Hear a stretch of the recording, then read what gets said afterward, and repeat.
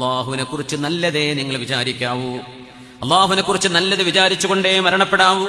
മരണത്തിന്റെ ലക്ഷണങ്ങൾ കണ്ടു തുടങ്ങുമ്പോൾ, ശാരീരിക അസ്വാസ്ഥ്യങ്ങൾ നമുക്ക് കൂടിക്കൊണ്ടിരിക്കുമ്പോൾ, മരണം അരികത്തെത്തി എന്ന് തോന്നാൻ തുടങ്ങുമ്പോൾ നിർബന്ധമായും നിങ്ങൾ അള്ളാഹുവിനെ കുറിച്ച് നല്ലതേ ചിന്തിക്കാവൂ. എന്റെ റബ്ബെന്നെ രക്ഷപ്പെടുത്തും, എന്റെ റബ്ബെനിക്ക് മാപ്പ് തരും, എന്റെ അള്ളാഹുവിന്റെ തൗബ സ്വീകരിച്ചിരിക്കും, എന്റെ റബ്ബന്റെ ദുആ സ്വീകരിച്ചിരിക്കും, എന്റെ റബ്ബ് അവന്റെ റഹ്മത്തിന്റെ കരങ്ങളാൽ എന്നെ സ്വീകരിക്കും എന്ന് മാത്രമേ നിങ്ങൾ വിചാരിക്കാവൂ. എന്നെ റബ്ബ് ശിക്ഷിക്കുമോ, ഞാൻ നരകത്തിലേക്കാണോ, എന്റെ ഖബർ അദാബായിരിക്കുമോ, അങ്ങനെയൊന്നും ചിന്തിക്കല്ലേ. ഇലാ റൗഹിൻ വറൈഹാൻ വറബ്ബിൻ ഗൈരി ഗദ്ബാൻ, കടന്നു വന്നോളൂ ശാന്തി പൂണ്ട് കിടക്കുന്ന ആത്മാവേ.